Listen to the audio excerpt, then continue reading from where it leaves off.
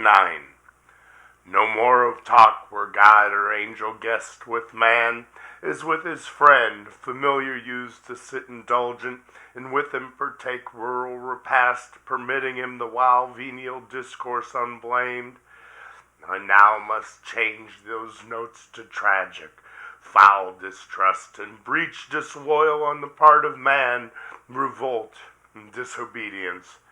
On the part of heaven, now alienated, distance and distaste, anger and just rebuke and judgment given, that brought into this world a world of woe, sin and her shadowed death, and misery, death's harbinger. A sad task, yet argument no less but more heroic than the wrath of stern Achilles on his foe pursued, thrice fugitive about Troy wall. The rage of Turnus for Lavinia disespoused, or Neptune's ire, or Juno's, that so long perplexed the Greek and Cytherea's son.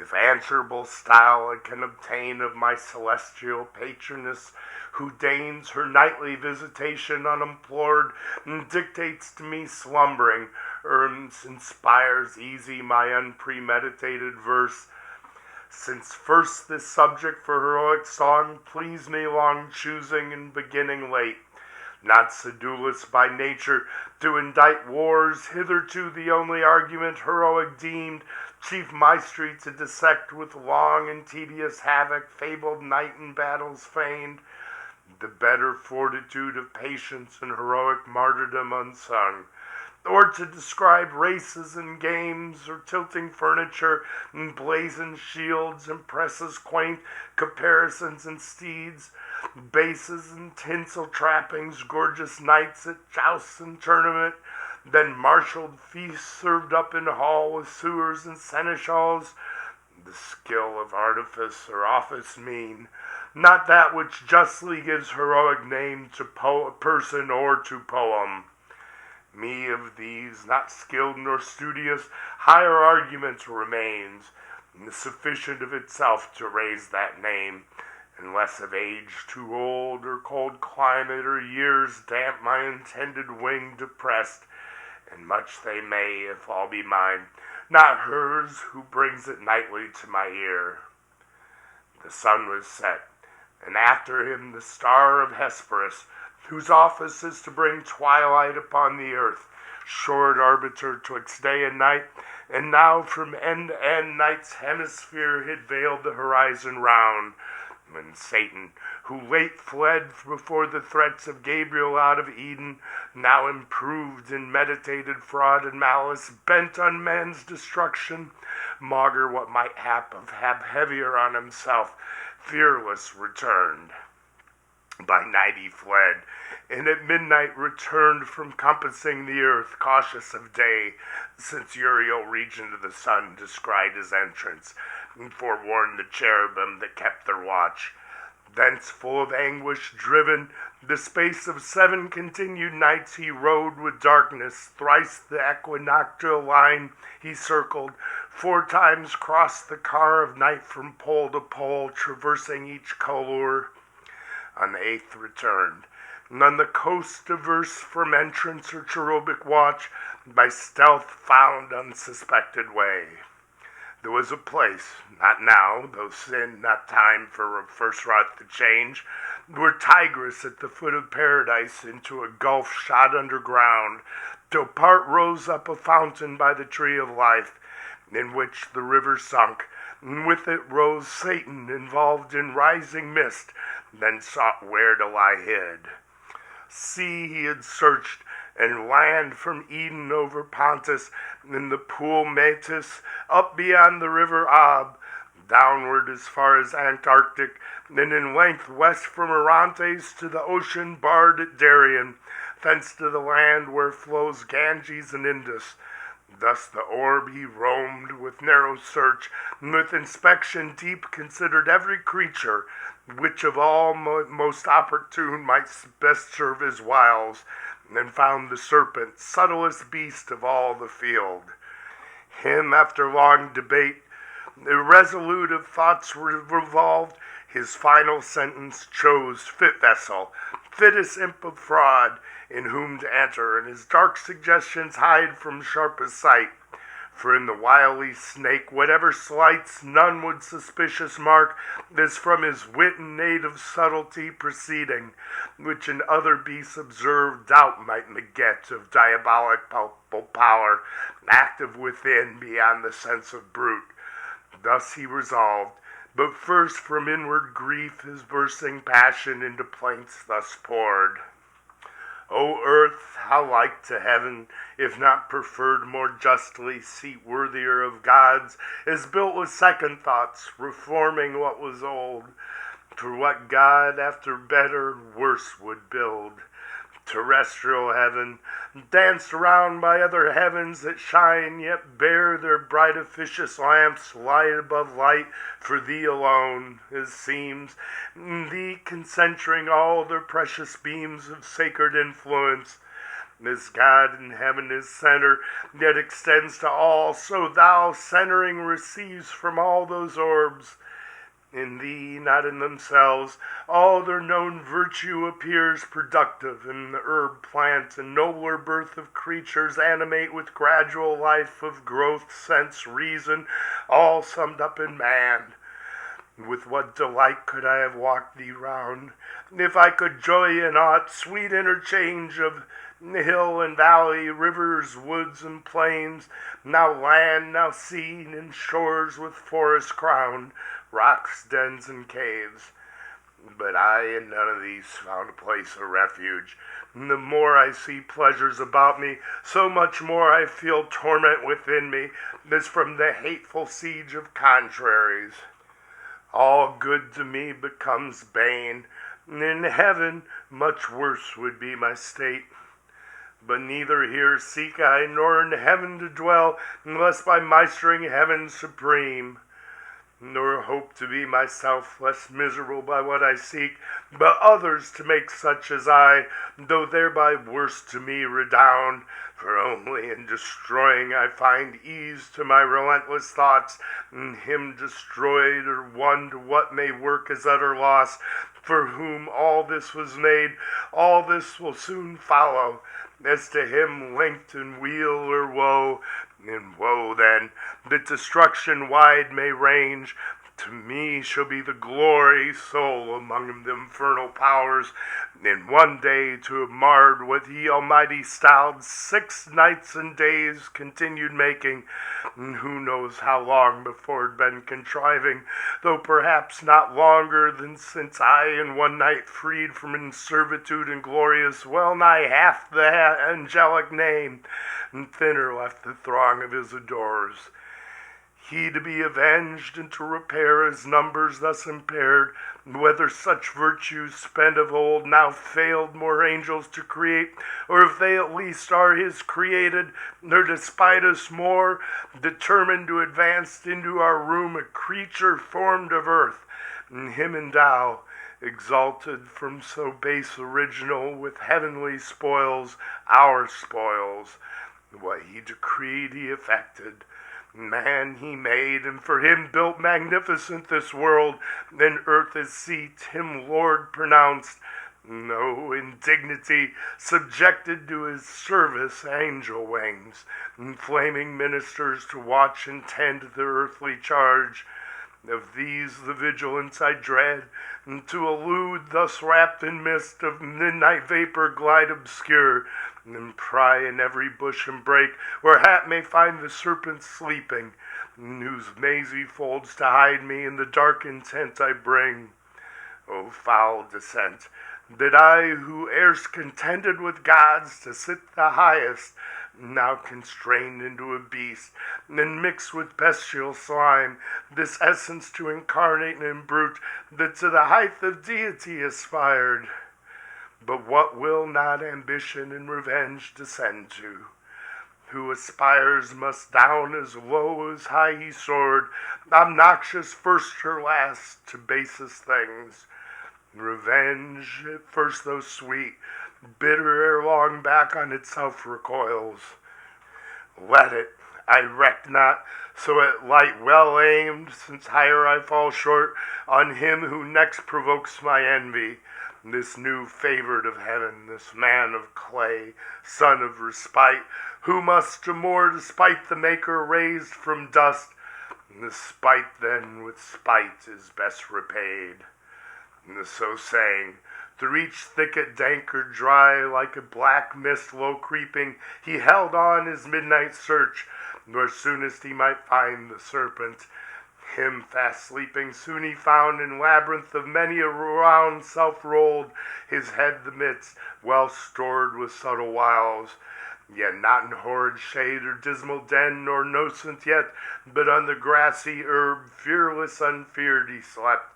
And in his mouth the devil entered, and at his brutal sense, in head and heart, possessing soon inspired with act intelligential. But his sleep disturbed not, waiting close the approach of morn. Now, whereas sacred light began to dawn in Eden on the humid flowers that breathe their morning incense, when all things that breathe from the earth's great altar sent up great silent praise to the Creator, and his nostrils fill with grateful smell, forth came the human pair and joined their vocal worship to the choir of creatures wanting voice. That done, partake the season, prime for sweetest scents and airs, then commune how that day they best may ply their growing work. For much their work outgrew the hand's dispatch of two gardenings so wide. And Eve first to her husband thus began.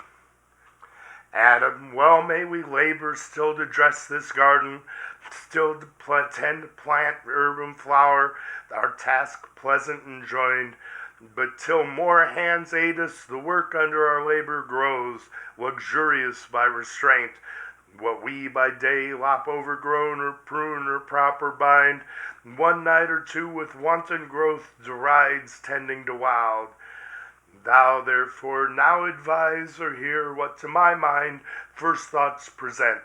Let us divide our labors, thou where choice leads thee, or where most needs, whether to wind the woodbine round the arbor, or direct the clasping ivy where to climb, while I in yonder spring of roses intermixed with myrtle find what to redress till noon. For while so near each other thus all day our task we choose, what wonder if so near looks intervene and smiles, or object new casual discourse draws on, which intermits our day's work, brought to little, though begun early, and the hour of supper comes unearned. To whom mild answer Adam thus returned, Soul Eve, associate soul, to me beyond compare, above all living creatures dear, well hast thou motioned, well thy thoughts employed, how we might best fulfill the work which here God hath assigned us. Nor of me shall pass unpraised, for nothing lovelier can be found in woman than to study household good, and good works in her husband to promote. Yet not so strictly hath our God imposed the labor, as to debar us when we need refreshment, whether food or talk between, food of the mind, or the sweet intercourse of looks and smiles, for smiles from reason flow, to brute denied, and are of love the food, love not the lowest end of human life. For not to irksome toil, but to delight he made us, and delight to reason joined. These paths and bowers doubt not, but our joint hands will keep the wild wilderness with ease, as wide as we need walk, till younger hands ere long assist us. But if much converse perhaps thee satiate, to short absence I could yield, for solitude sometimes is best society, and short retirement urges sweet return. But other doubt possesses me, lest harm befall thee severed from me, for thou knowest what hath been warned us, what malicious foe, envying our happiness, and of his own despairing, seeks to work us woe and shame by sly assault, and somewhere nigh at hand watches, no doubt, with greedy hope to find his wish and best advantage, us asunder, hopeless to circumvent, us joined, where each to other speedy aid might lend at need. Whether his first design be to withdraw our fealty from God, or to disturb conjugal love, than which perhaps no bliss enjoyed by us excites his envy more, nor this, or worse, leave not the faithful side that gave thee being, still shades thee and protects. The wife, where danger, dishonor lurks, safest and seemliest by her husband stays, who guards her, and with her the worst endures.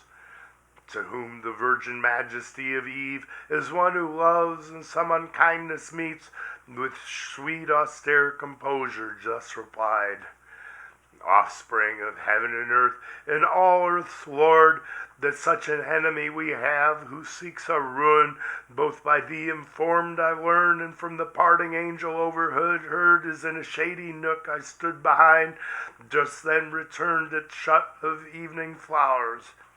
But that thou shouldst my firmness therefore doubt, to God or thee, because we have a foe may tempt it, I expected not to hear. His violence thou fearest not, being such as we, not capable of death or pain, can either receive and can repel. His fraud is then thy fear, which plain infers thy equal fear that my firm faith and love can by his fraud be shaken or seduced. Thoughts, which how found they harbor in thy breast, Adam, misthought of her to thee so dear? To whom with healing words Adam replied, daughter of God and man, immortal Eve, for such thou art, from sin and blame entire, not diffident of thee do I dissuade thy absence from my sight, but to avoid the attempt itself, intended by our foe. For he who tempts, though in vain, at least disperses with the tempted with dishonor foul. Suppose not incorruptible of faith, not proof against temptation, thou thyself with scorn and anger wouldst resent the offered wrong, though ineffectual found. Misdeem not then, if such affront I labor to avert from thee alone, which on us both at once the enemy, though bold, will hardly dare, nor daring first on me the assault shall light. Nor thou his malice and false guile contemn, subtle he needs must be, who could seduce angels, nor think superfluous others' aid. I from the influence of thy looks receive access in every virtue, in thy sight more wise, more watchful, stronger, if need were of outward strength, while shame, thou looking on, shame to be overcome or overreached, would utmost vigor raise, and raised unite. Why shouldst not thou like sense within thee feel when I am present, and thy trial choose with me, best witness of thy virtue tried?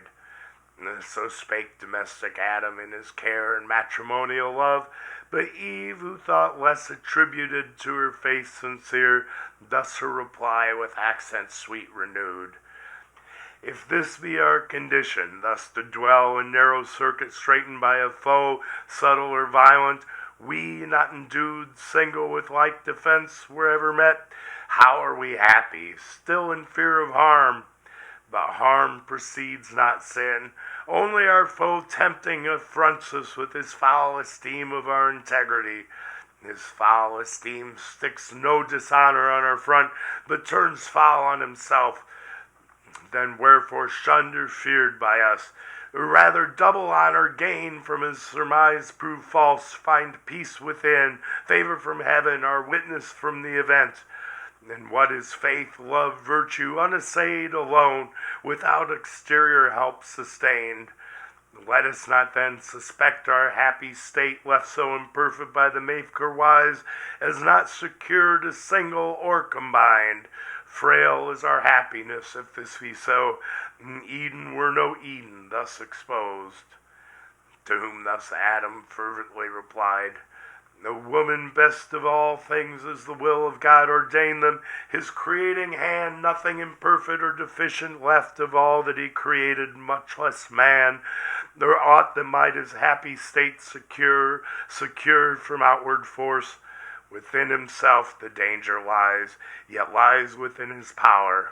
Against his will he can receive no harm. But God left free the will, for what obeys reason is free, and reason he made right. But bid her well beware and stand erect, lest by some fair appearing good surprise she dictate false, and misinform the will to do what God expressly hath forbid. Not then mistrust, but tender love enjoins, that I should mind thee oft, and mind thou me. Firmly subsist, yet possible to swerve, since reason not impossibly may meet some specious object by the foe suborned, and fall into deception unaware, nor not keeping strictest watch as she was warned. Seek not temptation then, which to avoid were better, and most likely if for me thou sever not, trial will come unsought. Wouldst thou approve thy constancy, approve first thy obedience. The other who can know, not seeing the attempted who attest. But if thou think trial unsought may find us both secure, then thus warned thou seemst, go. For thy stay not free absents thee more. Go in thy native innocence, rely on what thou hast of virtue, some and all, for God towards thee hath done his part. So do thine. So spake the patriarch of mankind, but Eve persisted, yet submiss, the last replied, with thy permission then, and thus forewarned chiefly by what thy own last reasoning words touched only, that our trial when least sought may find us both perhaps far less prepared, the willinger I go, nor much expect a foe so proud will first the weaker seek. So bent, the more shall shame him his repulse. Thus saying, from her husband's hand her hand soft she withdrew, like a wood nymph light, Oread or Dryad, or of Delia's train, but took her to the groves. But Delia's self in gates surpassed, and goddess-like to port, though not as she with bow and quiver armed, but with such gardening tools as art yet rude, guiltless of fire had formed, or angels brought. To Pales or Pomona thus adorned, like as she seemed, Pomona when she fled vertuminous, or to Ceres in her prime, yet virgin of Proserpina from Jove. Yet long and ardent look his eye pursued delighted, but desiring more her stay. Oft he to her his charge a quick return repeated, she to him is oft engaged to be returned by noon amid the bower, and all things in best order to invite noontime repast, or afternoon's repose. Though much deceived, much failing, hapless Eve, of thy presumed return, event perverse, thou never from that hour in paradise foundst either sweet repast or sound repose. Such ambush hid among sweet flowers and shades, waited with hellish rancor imminent to intercept thy way, nor send thee back despoiled of innocence, of faith, of bliss. For now, and since first dawn, at break of dawn, the fiend, mere serpent in appearance, forth was come, and on his quest were likely as he might find the only two of mankind, but in them the whole included race, his purpose prey. In bower and field he sought, where any tuft of grove or garden plot more pleasant lay, their tendance or plantation for delight, by fountain or by shady rivulet. He sought them both, but wished his hap might find Eve separate. He wished, but not with hope of what so seldom chanced, when to his wish, beyond his hope, Eve separate he spies, veiled in a cloud of fragrance, where she stood half spied, so thick the roses bushing round about her glowed, oft stooping to support each flower of slender stalk, whose head, though gay carnation, purple azure, flecked with gold, hung drooping unsustained. Them she upstays gently with mere myrtle band, mindless the while herself, though fairest unsupported flower of her best prop so far, and storm so nigh. Nearer he drew, and many a walk traversed of stateliest covert, cedar, pine, or palm, then voluble or bold, now hid, now seen among thick o'erwoven arborets and flowers embroidered on each bank, the hand of Eve. Spot more delicious than those gardens feigned of a revived Adonis, the renowned Alcinous, host of old Laertes' son, or that not mystic, where the sapient king held dalliance with his fair Egyptian spouse. Much he the place admired, the person more, as one who long in populous city pent, where houses thick and sewers annoy the air, forth issuing on a summer's morn to breathe among the pleasant villages and farms adjoined, from each thing met conceives delight, their smell of grass or tended grain, their kine or dairy, each rural sight, each rural sound. It chanced with nymph-like step fair virgin pass, what pleasing stood for her now pleases more, she most, and in her look sums all delight. Such pleasure took the serpent to behold this flowery plat, this for the sweet recessive Eve, thus early, thus alone. Her heavenly form angelic, but more soft and feminine, her graceful innocence, her every air, gesture, least action overawed as malice, and with rapine sweet bereaved as fierceness of the fierce intent it brought.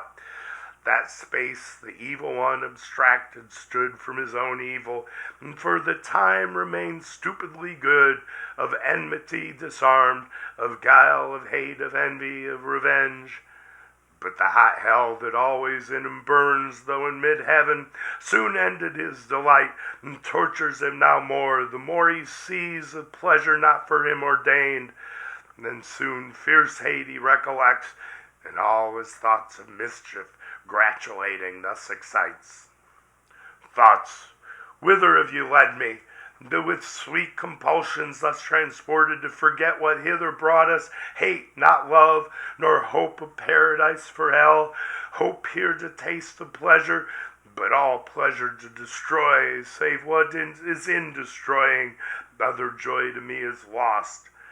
Then let me not pass occasion which now smiles, behold alone the woman, opportune to all attempts, her husband, for I view far round, and not nigh, whose higher intellectual more I shun, in strength of courage haughty, and of limb heroic built, though a terrestrial mold, a foe not informidable, exempt from wound, I not, and so much hath hell debased, in pain enfeebled me to what I was in heaven. She fair, divinely fair, fit love for God, not terrible, though terror be in love and beauty, not approached by stronger hate, hate stronger under show of love well feigned, the way which to her ruin now I tend. So spake the enemy mankind, and then clothes and serpent inmate bad, and toward Eve addressed his way, not with indented wave prone on the ground as since, but on his rear circular base of rising folds, that towered fold above fold, a surging maze, his head crusted aloft and carbuncle his eyes, with burnished neck of verdant gold, erect amidst the circling spires that on the grass floated redundant. Pleasing was his shape, and lovely, never since of serpent kind lovelier, not those that in Illyria changed Hermione and Cadmus, or the god in Epidaurus, nor to which transformed Ammonian Jove or Capitoline was seen, he with Olympias, this with her who bore Scipio the height of Rome, with tract oblique at first, as one who sought access but feared to interrupt, sidelong he works his way, as when a ship by skilful steersmen wrought nigh river's mouth or foreland, where the wind veers oft, so steers and shifts her sail, so varied he, and of his tortuous train curled many a wanton wreath in sight of Eve to lure her eye. She busy heard the sound of rustling leaves, but minded not, as used to such disport before through the field from every beast more duteous to her call than at Circean call the herd disguised. He bolder now uncalled before her stood, but as in gaze admiring, oft he bowed his turret crest and sleek enameled neck, fawning and licked the ground whereon she trod. His gentle dumb expression turned at length the eye of Eve to mark his play. He glad of her attention gained with serpent tongue organic, her impulsive vocal air, his fraudulent temptation thus began. Wonder not, sovereign mistress, if perhaps thou canst, who are so wonder, much less harm thy looks, the heaven of mildness with disdain, displeased that I approached thee thus, and gaze insatiate, I thus single, nor have feared thy awful brow, more awful thus retired. Fairest resemblance of thy Maker fair, thee all things living gaze on, all things thine by gift, and thy celestial beauty adore with ravishment beheld, there best beheld where universally admired. But here in this enclosure wild, these beasts among beholders rude and shallow to discern half what in thee is fair, one man except who sees thee. And what is one? Who shouldst be seen a goddess among gods, adored and served by angels numberless, thy daily train.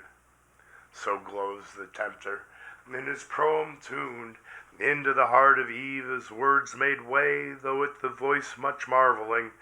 At length, not unamazed, she thus in answer spake. What may this mean? Language a man pronounced by tongue of brute and human sense expressed? The first at least of these I thought denied to beasts, whom God on their creation day created mute to all articulate sound. The latter I demur, for in their looks much reason, in their actions oft appears.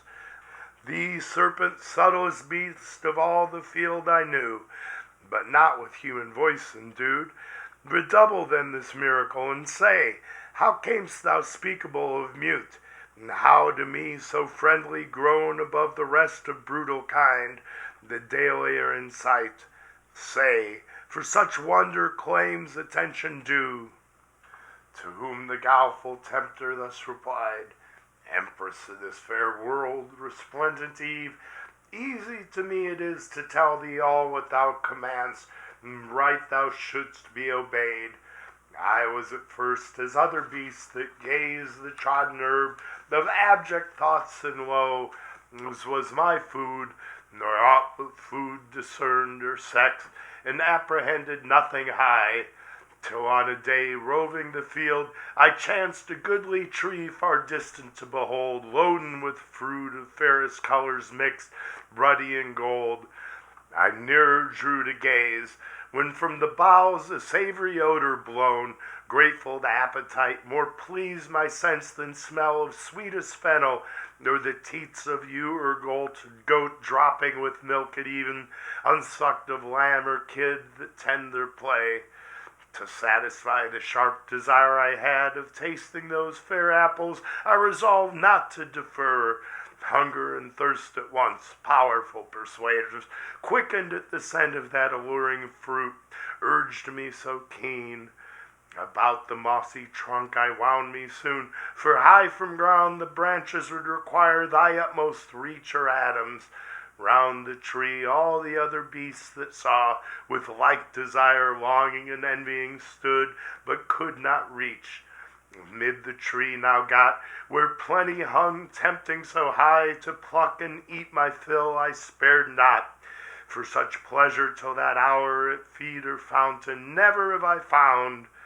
Sated at length, Ere long I might perceive strange alteration in me, to degree of reason in my inward powers, and speech wanted not long, though to this shape retained. Thenceforth to speculations high or deep I turned my thoughts, and with capacious mind considered all things visible in heaven or earth or middle, all things fair and good. But all that fair and good in thy divine semblance and in thy beauty's heavenly ray united I beheld. No fair divine equivalent or second, which compelled me thus, though importune perhaps, to come and gaze and worship thee of right declared sovereign of creatures, universal dame. So talked the spirited sly snake, and Eve, yet more amazed, unwary, thus replied, Serpent, thy overpraising leaves in doubt the virtue of that fruit in thee first proved. But say, where grows the tree? From hence how far? For many are the trees of God that grow in paradise, and various, yet unknown to us. In such abundance lies our choice, as such leaves a greater store of fruit untouched, still hanging incorruptible, till men grow up to their provision, and more hands help us to disburden nature of her birth. To whom the wily adder, blithe and glad, Empress, the way is ready and not long, beyond a row of myrtles on a flat, fast by a fountain, one small thicket past to blowing myrrh and balm. If thou accept my conduct, I can bring thee thither soon. Lead then, said Eve. He, leading swiftly, rolled in tangles, and made intricate seem straight, to mischief swift. Hope elevates, and joy brightens his crest, as when a wandering fire, compactive unctuous vapor, which the night condenses, and in the cold environs round, kindles through agitation to a flame, which oft they say some evil spirit attends, hovering and blazing with delusive light, misleads the amazed night wanderer from his way to bogs and mires, and often through pond or pool, there swallowed up and lost from succor far. So glistered the dire snake, and into fraud led Eve, our credulous mother, to the tree of prohibition, root of all our woe. Which when she saw, thus to her guide she spake, Serpent, we might have spared our coming hither, fruitless to me, though fruit be here to excess, the credit of hers whose virtue rests with thee, wondrous indeed, it caused such effects. But of this tree we may not taste nor touch, God so commanded, and left that command sole daughter of his voice. The rest we live law to ourselves, a reason is our law. To whom the tempter guilefully replied, Indeed, hath God then said that of the fruit of all these garden trees ye shall not eat, yet lords declared of all in earth or air? To whom thus Eve, yet sinless, Of the fruit of each tree of the garden we may eat, but of the fruit of this fair tree amidst the garden God hath said, Ye shall not eat thereof, nor shall ye touch it, lest ye die. She scarce had said, though brief, when now more bold the tempter, but with show of zeal and love to man, and indignation at his wrong, new part puts on, and as to passion moved, fluctuates disturbed, yet comely, in an act raised as of some great matter to begin. As when of old some orator renowned in Athens or free Rome, where eloquence flourished, since mute, to some great cause addressed, stood in himself collected, while each part motion, each act one audience, ere the tongue sometime in height began. There's no delay of preface, brooking through a zeal of right. So standing, moving, or to height upgrown, the tempter all impassioned thus began. O sacred, wise, and wisdom-giving plant, mother of science, now I feel thy power within me clear, not only to discern things in their causes, but to trace the ways of highest agents, deemed however wise. Queen of this universe, do not believe those rigid threats of death. Ye shall not die. How should ye? By the fruit? It gives you life to knowledge. By the threatener, look on me, me who have touched and tasted, yet both live in life more perfect of a turn to fate meant by me, by venturing higher than my lot. Shall that be shut to man, which to beast is open? Then will God incense his ire for such a petty trespass, not praise rather your dauntless virtue, whom the pain of death denounced, whatever thing death might be, deter not from achieving what might lead to happier life, knowledge of good and evil, of good how just, if evil, if what is evil be real, why not known, since easier shunned? God therefore cannot hurt ye, and be just. Not just, not God, not feared then, nor obeyed. Your fear itself of death removes the fear. Why then was this forbid? Why but to awe? Why but to keep ye low in ignorance, his worshippers? He knows that in the day ye eat thereof, your eyes that seem so clear, yet are but dim, shall perfectly be then opened and cleared, and ye shall be as gods, knowing both good and evil as they know. That ye should be as gods, since I as man, eternal man, is but proportion meet. I of brutes human, ye of human gods.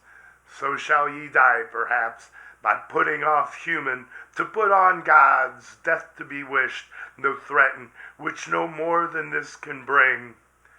And what are gods that man may not become as they, participate in godlike food?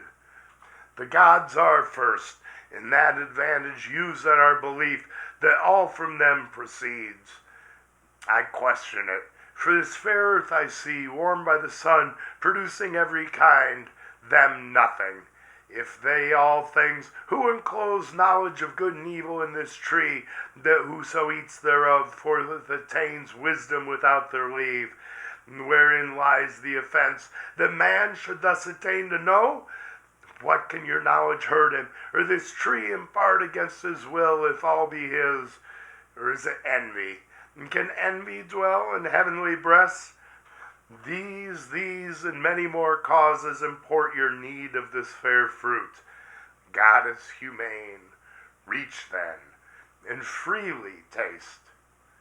He ended, and his words replete with guile into her heart too easy entrance won. Fixed on the fruit she gazed, which to behold might tempt alone, and in her ears the sound yet rung of his persuasive words, and impregnated with reason to her seeming, and with truth. Meanwhile the hour of noon drew on, and waked an eager appetite, raised by the smell so savory of that fruit which, with desire inclinable, now grown to touch her taste, solicited her longing eye. Yet first pausing awhile, thus to herself she mused. Great are thy virtues, doubtless, best of fruits, though kept from man, and worthy to be admired, whose tastes too long forborne, that first to say gave elocution to the mute, and taught the tongue not made for speech to speak thy praise. Thy praise he also who forbids thy use conceals not from us, naming thee the tree of knowledge, knowledge of both good and evil, forbids us then to taste, but his forbidding commends thee more, while it infers the good by thee communicated and our wants. For good unknown sure is not had, or had and yet unknown is not had at all. In plain then, what forbids he but to know? Forbids us good, forbids us to be wise. Such prohibitions bind not. But if death bind us with afterband, what profits then our inward freedom? In the day we eat of this fair fruit, our doom is, we shall die. How dies the serpent? He hath eaten and lives, and knows and speaks and reasons and discerns, irrational till then. For us alone was death invented, for to us denied this intellectual food, for beasts reserved. For beasts it seems, yet that one beast which first hath tasted envies not, but brings with joy the good befallen him, author unsuspect, friendly to man, far from deceit or guile. What fear I then? Rather, what know to fear under this ignorance of good and evil, of God or death, of law or penalty. Here grows the cure of all, this fruit divine, fair to the eye, and inviting to the taste, of virtue to make wise. What hinders then to reach, and feed at once both body and mind? So saying, her rash hand in evil hour, forth reaching to the fruit, she plucked, she eat. Earth felt the wound. Nature from her seat, sighing through all the works, gave signs of woe that all was lost.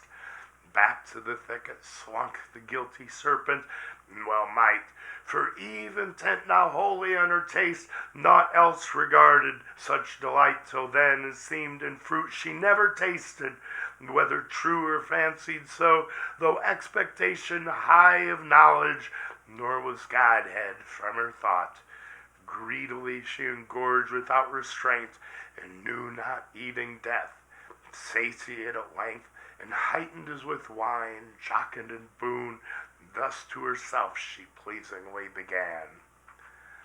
O sovereign, virtuous, precious of all trees in paradise, of operation blessed to sapience, hitherto obscured, intamed, and with thy fair fruit let hang, as to no end created. But henceforth my early care, not without song each morning and due praise, shall tend thee, and the fertile burden ease of thy full branches offered free to all. Till dieted by thee I grow mature in knowledge, as the gods who all things know. Though others envy what they cannot give, and had the gift been theirs, it had been here thus grown. Experience next to thee I owe, best guide. Not following thee I had remained in ignorance.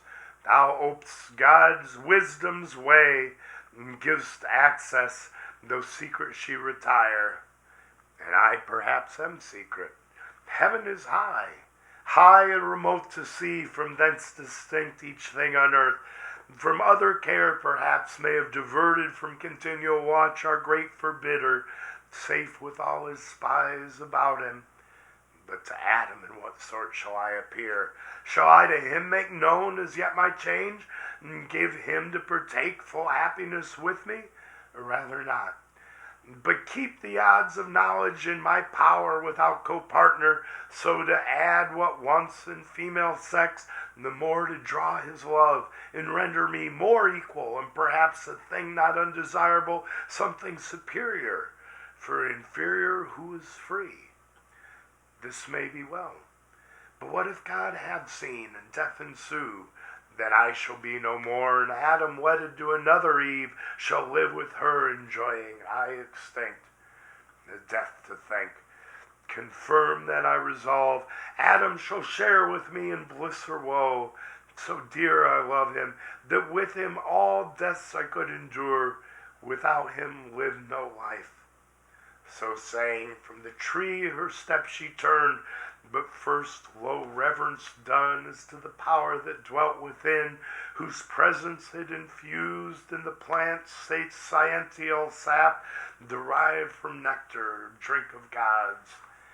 Adam, the while waiting, desirous her return, had wove of choicest flowers a garland to adorn her tresses, and her rural labor's crown, as reapers oft are wont their harvest queen.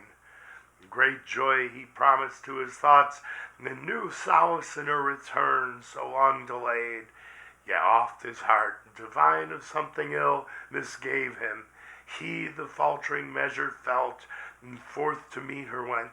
The way she took that morn, from first they parted, by the tree of knowledge he must pass. There he her met, scarce from that tree returning. In her hand a bough of fairest fruit that downy smiled, new gathered, and ambrosial smell diffused. To him she haste, and in her face excuse came prologue, and apology to prompt, with which bland words at will she thus addressed. Hast thou not wondered, Adam, at my stay? Thee I have missed, and had thought it long, deprived thy presence, agony of love till now not felt, nor shall be twice, for nevermore mean I to try what rash untried I sought, the pain of absence from thy sight. But strange hath been the cause, and wonderful to hear.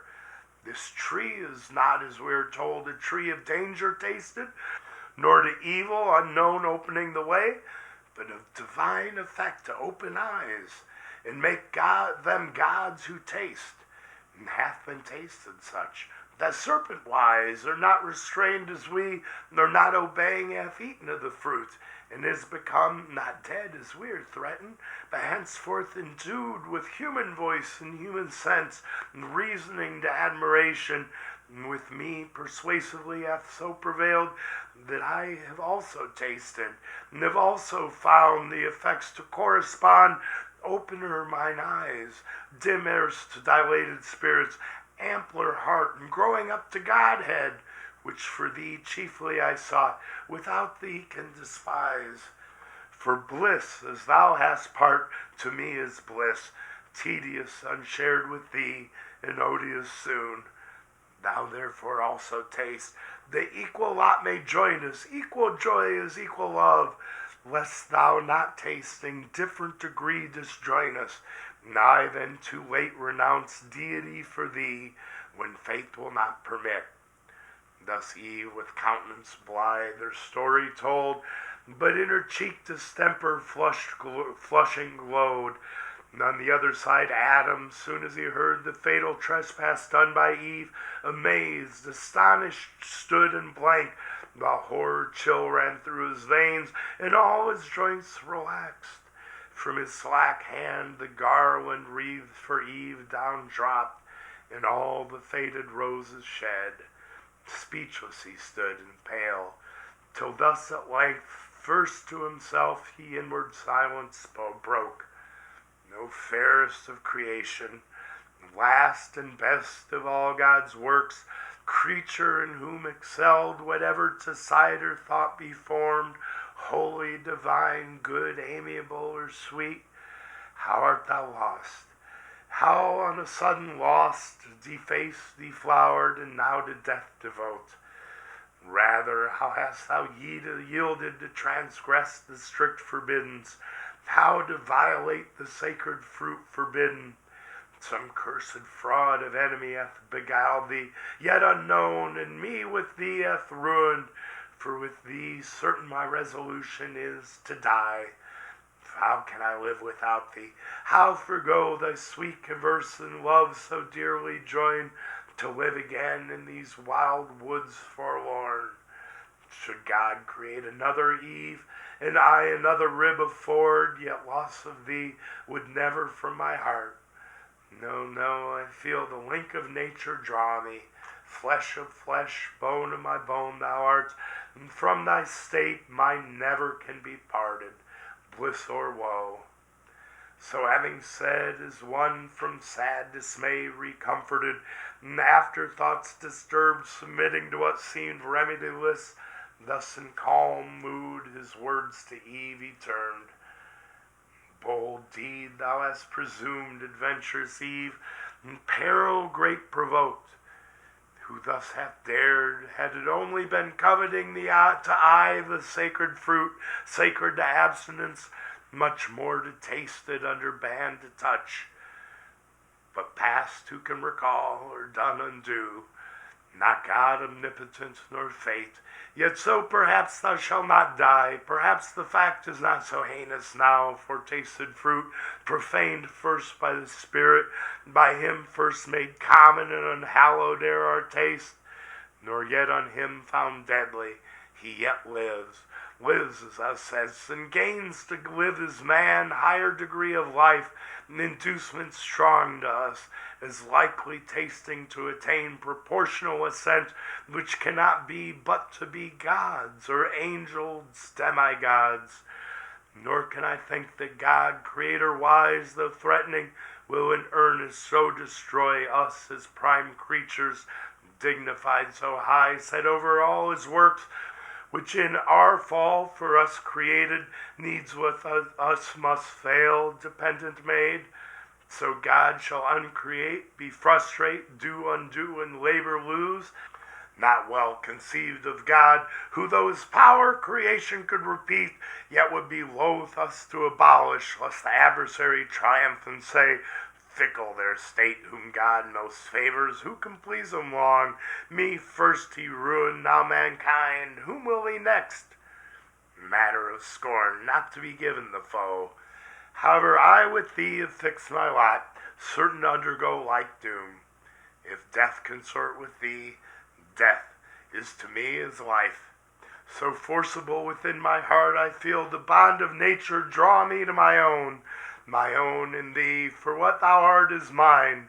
Our state cannot be severed. We are one flesh. To lose thee were to lose myself.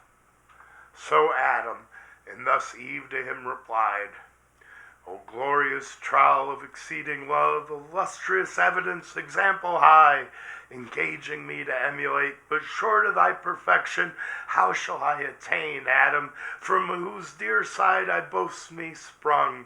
And gladly of our union hear thee speak, one heart, one soul in both, whereof good proof this day affords, declaring thee resolved, rather than death or aught more than death more dread shall separate us, linked in love so dear, to undergo with me one guilt, one crime, if any be, of tasting this fair fruit, whose virtue for of good still good proceeds, direct, nor by occasion hath presented this happy trial of thy love, which else so eminently never had been known.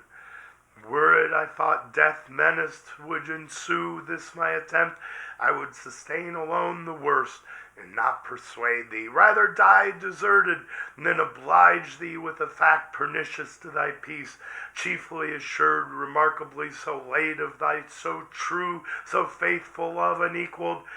But I feel far otherwise the event, not death, but life augmented, opened eyes, new hopes, new joys, taste so divine that what of sweet before hath touched my sense, flat seems to this, and harsh on my experience Adam freely taste, in fear of death delivered to the winds. And so saying, she embraced him, and for joy tenderly wept, much won that he his love had so ennobled, as of choice to incur divine displeasure for her sake, her death. In recompense for such compliance bad, such recompense best merits, from the bough she gave him of that fair enticing fruit with liberal hand. He scrupled not to eat against this better knowledge, not deceived, but fondly overcome with female charm. Earth trembled from her entrails, as again in pangs, and nature gave a second groan. Sky lowered, and muttering thunder, some sad drops wept at completing of the mortal sin original, while Adam took no thought, eating his fill, nor Eve to iterate her former trespass feared, the more to soothe him with her love's society, that now as with new wine intoxicated both, they swim in mirth, and fancy that they feel divinity within them breeding wings wherewith to scorn the earth. But that false fruit far other operation first displayed, carnal desire inflaming. He on Eve began to cast lascivious eyes, she him as wantonly repaid. In lust they burned, till Adam thus 'gan Eve to dalliance move. Eve, I see thou now art exact of taste, and elegant, of sapience no small part, since to each meaning savour we apply, and palate call judicious. I the praise yield thee, so well this day thou hast purveyed. Much pleasure we have lost, while we abstained from this delightful fruit, not known till now, true relish tasting. If such pleasure be in things thus forbidden, it might be wished that for this one tree had been forbidden 10. become so well refreshed, now let us play.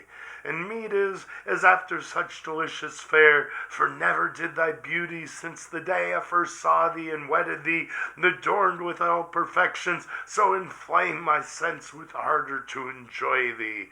Fairer now than ever, bounty of this virtuous tree. So said he, and forbore not glance or tore of amorous intent, well understood of Eve, whose eye darted contagious fire. Her hand he seized into a shady bank, thick overhead with verdant roof embowered, he led her nothing loath. Flowers were the couch, pansies and violets, and asphodel, and hyacinth, earth's freshest, softest lap. There they their fill of love and love to sport took largely, of their mutual guilt the seal, the solace of their sin, till dewy sleep oppressed them, wearied with their amorous play.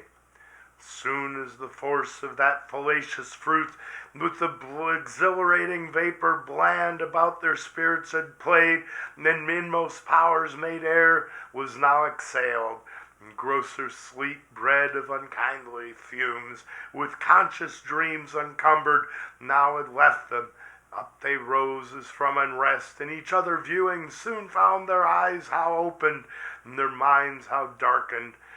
Innocence that as a veil had shadowed them from knowing ill was gone. Just confidence in native righteousness and honor from about them, naked left to guilty shame. He covered, but his robe uncovered more. So rose the Danite strong, Herculean Samson from the harlot lamp of Philistine Delilah, then waked shorn of his strength. They destitute and bare of all their virtue, silent, and in face confounded long they sat, as struck mute, till Adam, though not less than Eve abashed, at life gave utterance to these words constrained. O Eve, in evil hour thou didst give ear to that false worm, of whomsoever taught to counterfeit man's voice, true in our fall, false in our promised rising. Since our eyes opened, we indeed find and find to know both good and evil, good lost and evil got, bad fruit of knowledge. If this be to know, what leaves us naked then, of honor void, of innocence, of faith, of purity, our wonted ornaments now soiled and stained, and in our faces evident the signs of foul concupiscence, whence evil store, and even shame, the last of evils. Of the first be sure then. For how shall I behold the face henceforth of God or angel, erst with joys and rapture so oft beheld? These heavenly shapes will dazzle now this earthly, with their blaze insufferably bright. Oh, might I here in solitude live savage, in some glade obscured, where highest woods impenetrable to star sunlight spread their umbrage broad, and brown as evening. Cover me, ye pines, ye cedars, with innumerable boughs, hide me, where I may never see them more. But let us now, as in bad plight, devise what best may for the present serve to hide the parts of each from other, that seem most to shame obnoxious, and unseemly as seem some tree whose broad smooth leaves together sewed and girded on our loins may cover round these middle parts, that this newcomer's shame there sit not, and reproach us as unclean.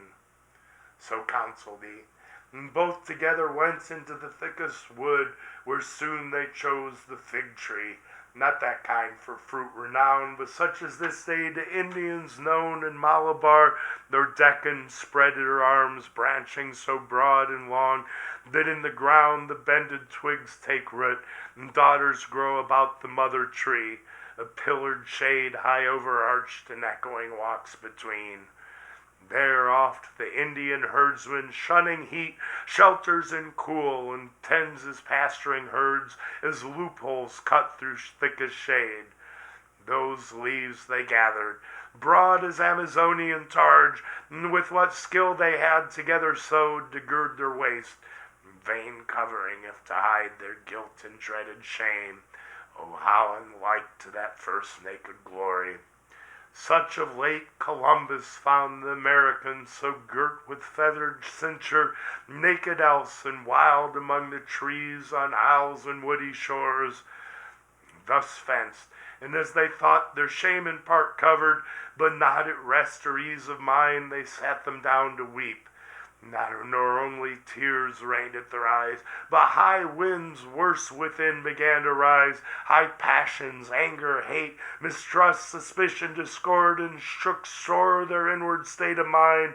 Calm region once and full of peace, now tossed in turbulence.